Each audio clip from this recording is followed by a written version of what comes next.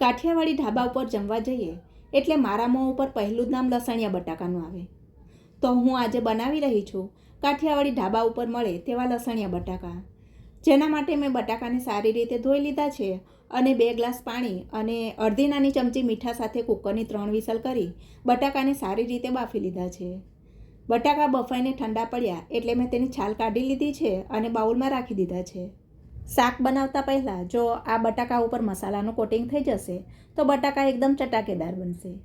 જેના માટે મેં હાથીના મસાલાનો ઉપયોગ કર્યો છે. હાથીના મસાલામાં ભારતીય સ્વાદ અને સુસંગત ગુણવત્તા છે જે દરેક શાકને રીચ કલર અને મસાલેદાર ટેસ્ટ આપે છે. તો અહીંયા મેં બટાકામાં કાશ્મીરી મરચું પાવડર, હળદર, ધાણા જીરું પાવડર, સંચળ પાવડર, ગરમ મસાલો અને તેલ ઉમેરી સારી રીતે ઉપર નીચે કરી લીધા છે અને બટાકાને થોડીવાર આમ જ રહેવા દીધા છે જેથી મસાલાનો સ્વાદ બટાકામાં બરાબર બેસી જશે. હવે હું લસણિયા બટાકા માટે લસણની ચટણી ખાંડી લઈશ જેનાથી લસણિયા બટાકામાં કાઠિયાવાડી ટેસ્ટ આવશે અને બટાકા એકદમ તીખા અને ચટાકેદાર બનશે.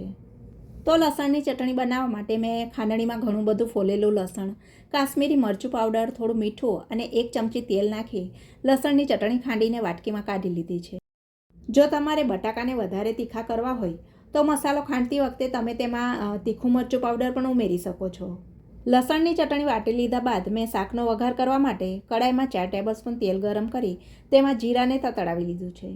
જીરું તતડી ગયું એટલે મેં વઘારમાં વારાફરતી બારીક કાપેલી ડુંગળી અને ટામેટાની પ્યુરી ઉમેરી બંનેની કચાશ નીકળીને તેમાંથી તેલ અલગ થવા લાગ્યું ત્યાં સુધી તેને સાતળ્યા છે જેનાથી શાકનો રસો ઘાટો બનશે. ડુંગળી અને ટામેટાં સતળાઈ ગયા એટલે કડાઈમાં મેં લસણની ચટણી, ધાણા જીરું પાવડર અને હળદર ઉમેરી મસાલાની કચાશ નીકળી જાય ત્યાં સુધી મીડિયમ આંચ ઉપર સાતળ્યો છે.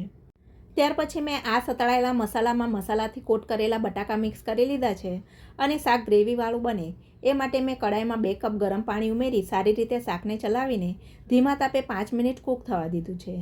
તો 5 મિનિટ પછી લસણિયા બટાકાનું શાક રેડી થઈ ગયું છે. અને હવે છેલ્લે મારા આ શાકમાં હું હાથીના મસાલાના આખરી મસાલાનો ફાઇનલ પંચ લગાવીશ જે આપણા શાકમાં વધારે સ્વાદ અને સુગંધ લાવશે. તો અહીં મેં શાકમાં 1 ટીસ્પૂન આખરી મસાલો મિક્સ કરી લીધો છે અને હવે આપણું કાઠિયાવાડી ઢાબા સ્ટાઇલ લસણિયા બટાકાનું શાક રેડી થઈ ગયું છે જેને તમે રોટલી કે રોટલા સાથે ખાઈ શકો છો.